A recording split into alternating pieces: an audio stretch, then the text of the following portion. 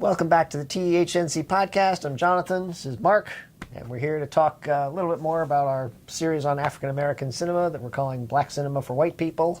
New Black Cinema. New Black Cinema for White. There's a whole new movement. It seems like there's a whole generation, and things have changed so much, and there have been so many contributions since we last spoke even, that we decided to kind of do a wrap-up episode here. We talk about some of the things we talked about in the past and name some of the other names and some of the films that we found interesting and fun and entertaining and all that. So we're going to get right into it. Well, I'd like to just say, we started with the Black Panther. Mm-hmm. And really, and that was before we actually had the sense of that this is a big movement. So we did those podcasts, and then we started to oh my God, all this, and then we were... Probably Ava DuVernay was the next one. Yeah, really she just blew us away too. It's and then, so it's been cascading, at least in our awareness, our discovery of it. It's actually been going on for a few years. But it's blossomed. It's almost like definitely seems to have blossomed now. Yeah. So we also noticed, for instance, there's a show called Black Lightning on Netflix. It's not on Netflix. CW, I think. It is on Netflix too, I think now. But it was originally on the CW, and that's a black superhero, urban black superhero. Awesome show, and has a lot to say about the black experience without being literally about the black experience. It's just about a black superhero. And one of the things I love about that one is that he has a saying for his students, sort of a mantra he makes them repeat. The last line of which is, basically, how are you? Whose life is it? My life. How are you going to live it? By any means necessary. And that's a Malcolm X line, by any means necessary. That's really we're not going to tolerate anything else. But at the same time, he's kind of this black Jesus, they call him in the neighborhood, because ostensibly he's the principal of a school, and he's a peacekeeper, and they see him as a wonderful example, and he always quotes Martin Luther King about nonviolence. And yet at the same time, he has this secret life as a vigilante superhero who uses violence to take care of people. So it kind of it's playing with all these different levels of using the Malcolm X versus Martin Luther King kind of dichotomy, even in the black community. He's integrating it, actually. And he's trying to integrate it, right, to see where should we stand. So it's a wonderful series, and we recommend it, but it also definitely seems like a child of Black Panther in a lot of ways because of how subtly it integrates all these different levels. Yeah, we were talking about, I think you came up with this originally, and that we're seeing in this movement, we're seeing both incredibly covert expressions of what racism really is and what's really going on for the black community. Race and gender, I would say. These race films and gender, both of those. But coming under the radar, hidden. Yep. And then there are these overt ones, which you pointed out. Right. There are some that are overt and sometimes very satirical. I guess we can talk about that a little bit more. Extremely. And I think Black Panther kind of has both. It has both, but it's very covert, because I know a lot of people I've talked to who are not black, who saw that film, just thought it was okay. They didn't see any of the other levels going on in that film. Yeah, because it was so hidden. So it's so hidden and covert, but also so deep. But then there are films like Get Out, which is obviously very overt. That's almost a satire in a way, but using satire to show what the lived experience of being a black person in a white area is. Yeah. That's something that Walter Chaw, this film critic we both love, who's on filmfreakcentral.net, he's a great critic, and he's Asian. He's talked about, I've had that experience of discovering that I was the guest of honor at a party. No one said, oh, it's a party for you, but because he was the only Asian person in a party full of white people, he kind of was treated differently. He was the guest of honor. People all kind of went out of their way to be super nice to him, and there's all those kind of subtle ways in which you are shown that you're different by people who mean well. And that was something that Get Out really dealt with beautifully when he's in this environment, and it really helped, I think, white viewers to see, oh, that's what it is to be that, something that his girlfriend couldn't see. But they're doing an exaggeration so we could see it, but it's not as confrontational either. So both forms are not confronting in a hard-hitting way. Right. In fact, if you understand Get Out, it's very confrontational because it ends with him massacring a family, a white family, but justifiably, and we're on his side. But it's a black comedy, literally a black comedy. Yes, exactly. So, they deserve it. They're psychos and killers. But by the time that happens, as you mentioned before, white members of the audience are actually well, yeah, that's what should happen. On his side. But there's something that, again, it really had never occurred to me this until I read a black person, black critics, I don't remember who it was, talking about this, that for black people to see a black man beating a white family to death and getting away with it and being on his side is very radical to see in a film. We don't notice it because we just think, oh, he's not black. We don't see color. Yeah. But black people always see color because they're aware of what the it. film did is it kind of like took us to this extreme, and it was really self-defense, really. Right. Oh, yeah. Because they were like wacko. So it transcended race actually at that moment. Right. And it went to good or evil. Right. And then we all bought into that. We all made the transition. Right, but I still didn't see how radical that was until I read somebody else point it out to me, and I was amazed that it hadn't occurred to me that, oh, that's actually quite a radical thing to show in a film, because it doesn't seem like it to us. Yeah, but for the African American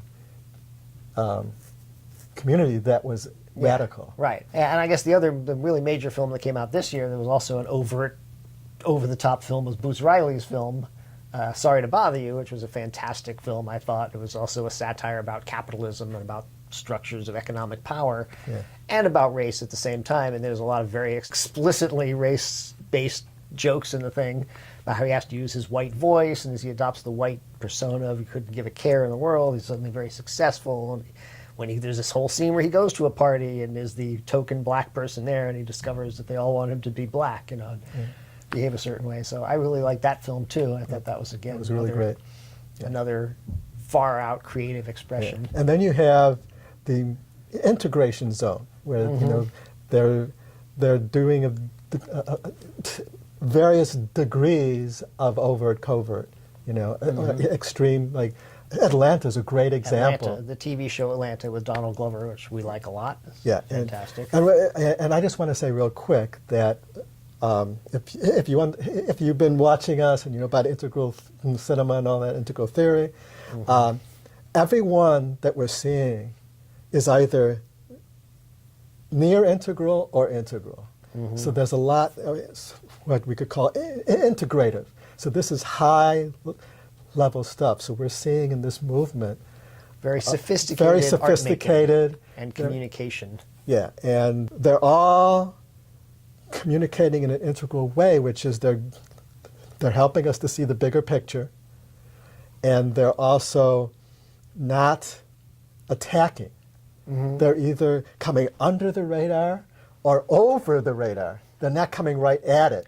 Yep, and like very a lot often, of older films, like Driving Miss Daisy, was and, still Green Book, apparently, which we haven't seen. Green Book, and then but you would also have the angry African American films, right? That were kind of right up in your face, but both of those don't really have the potential to head into us deeply, right? But what they're doing now is they're integrating all this stuff, and they're coming in either under or over, but they're coming in. And in many cases, they're just helping us see the lived experience of being black. But that's or one of the keys of that penetrating us. Yep. So, and it's partly because more black filmmakers now have a platform. They're actually able to make movies, and they're given a the chance. floodgates have opened up a lot for black people, for women, and for others. I hope. But it's just the work they're doing is brilliant. It's very high level work, right? Yep. So then another one that we liked a lot was Blindspotting, which was a very Oakland film. Actually, there were two Oakland films. Boots Riley's film is set in Oakland and filmed in Oakland, and he's from Oakland mainly. And Blindspotting is also an Oakland film. And Black Panther starts with a scene in Oakland. Black Panther starts with a scene in Oakland, which is where the Black Panthers came from. So Oakland is very important in black history in a way that resonates, I'm sure, much more deeply with black viewers than it does with us, although I understand it as well, obviously, to some extent. Have some sense of that importance, and you can see it in these films.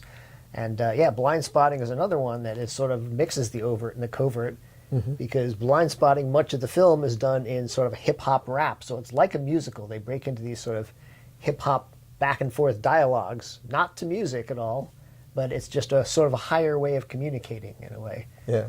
And that has a lot of sort of unpacking. And really, I don't think this will be a spoiler, but really at the climax of the film, there was a transcendent rapping, like they used rap in a profound way that was part of the climax. To express anger and pain.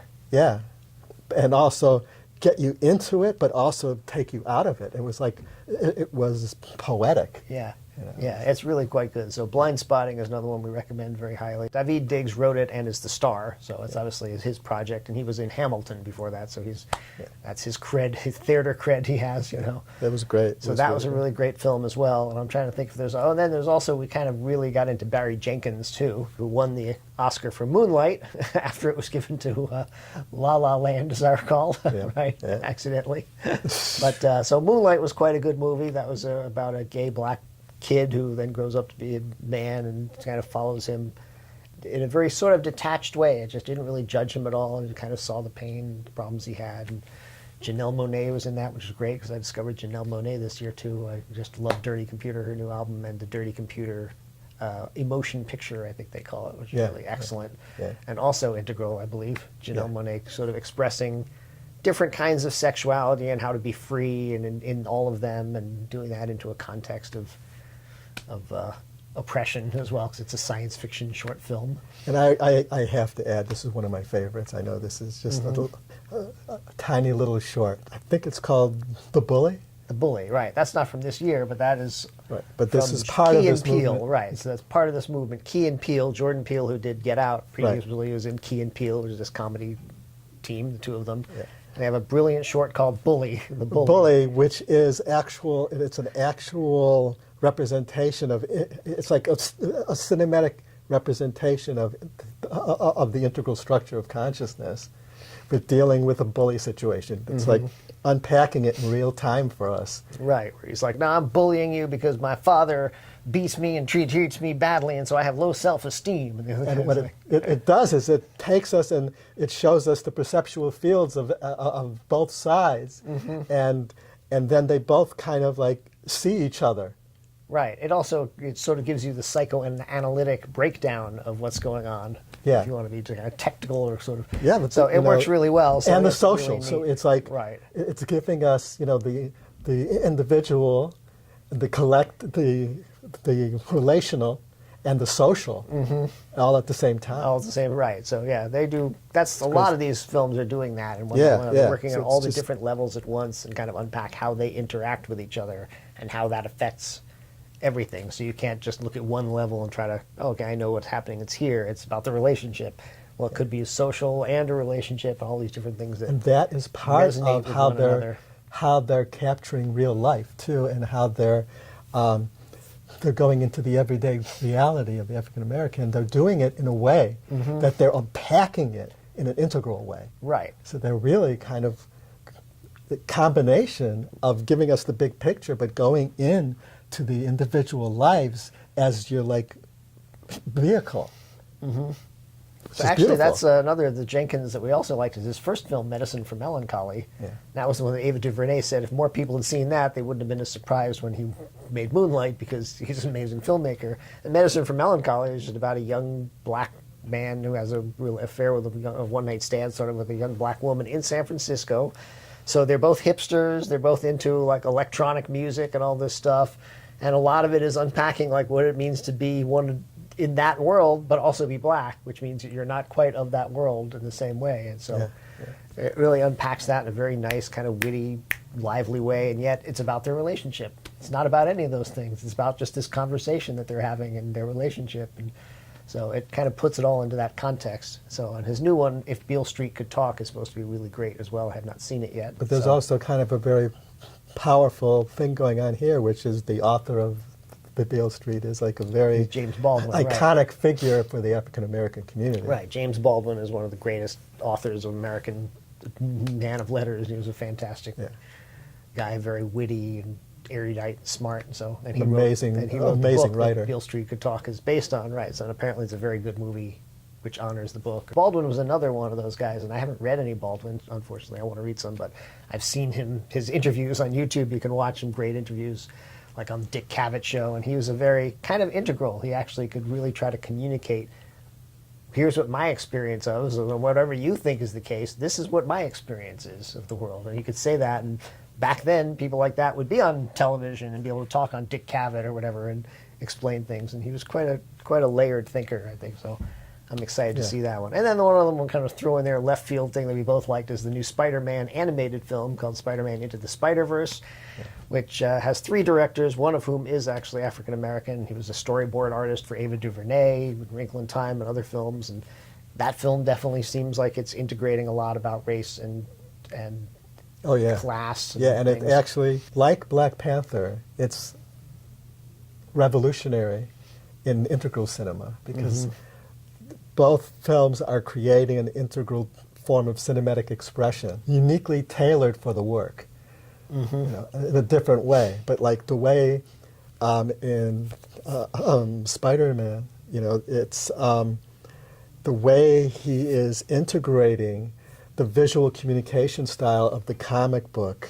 It's how we communicate in cinema and deconstructing, you know, all of the different various expressive forms that have approached these kind of stories and integrating it into a kind of a wild rap, kind of a visual rap. Yeah, so it's a fantastic film, and the lead character is, of course, in fact, biracial. He has a Hispanic mother and a black father, and nothing is ever made of that. They just are the characters, and so even that kind of representation, which, again, it's easy for us to say as white people, oh, that's not a big deal.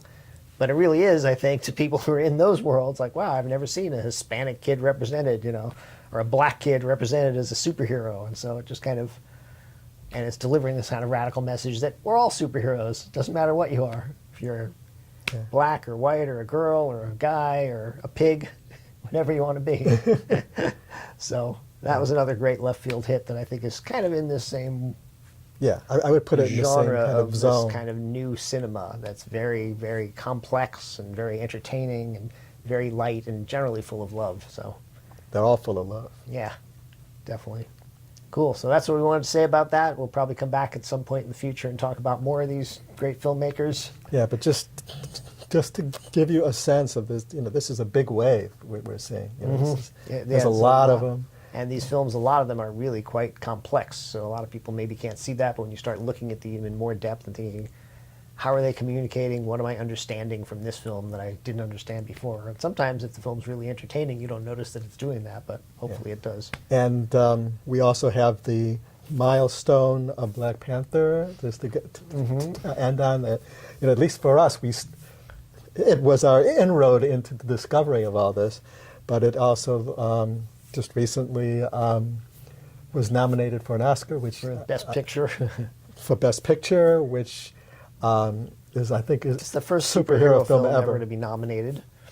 So, you know, As much as that is, or whatever you think of the Oscars, they do have some importance as a cultural touchstone still, I think. So, well, in a way, I think there was a cultural like energy or pressure on them to recognize it, because I was like reading, you know, in a lot of the entertainment industry news sources that people were writing about, oh, the Academy is going to blow off Black Panther, and so it was like being brought out, you know, that you know, right. So they didn't want to be embarrassed. Yep. Something like that. Or maybe But- it's just they woke up. Yeah, maybe, but they didn't nominate it for any of the other top awards, so which is unfortunate because it should have won a lot of them, I think. But yeah, that's my maybe bias. it's just part of the wake-up process. Yep, it's part of the wake-up process, and also they like to nominate whatever makes $1 billion, and this film made $1 billion, so they often like to. Yeah, but if also possible. I think too, Hollywood is going through the same transformation as the rest of the country and the rest of the world. You know, so they're kind of, these films are deconstructing a lot of the old Hollywood constructs. I mean, the fact that Black Panther made so much money and it was, you know, an African American film was like that kind of threw a major wrench into every one of their constructs. Yeah, You know? probably. You know, so and it, you know, and then all these other films and all this, you know, they're actually getting audiences. They're, you know, they're incredibly high caliber, incredibly amazing. Yep. Well, you've had all this talent that's been bottled up for generations. Yeah, that's it's just coming beautiful to unleashed see. now. So It's beautiful to see, Yep. and an internet generation. you know, I'm in awe of yeah, you we're guys. all you guys. We love you all. Thank you too. Thank it you going. for Thank you for your making these work. amazing movies. Yeah, and peace out. Peace out.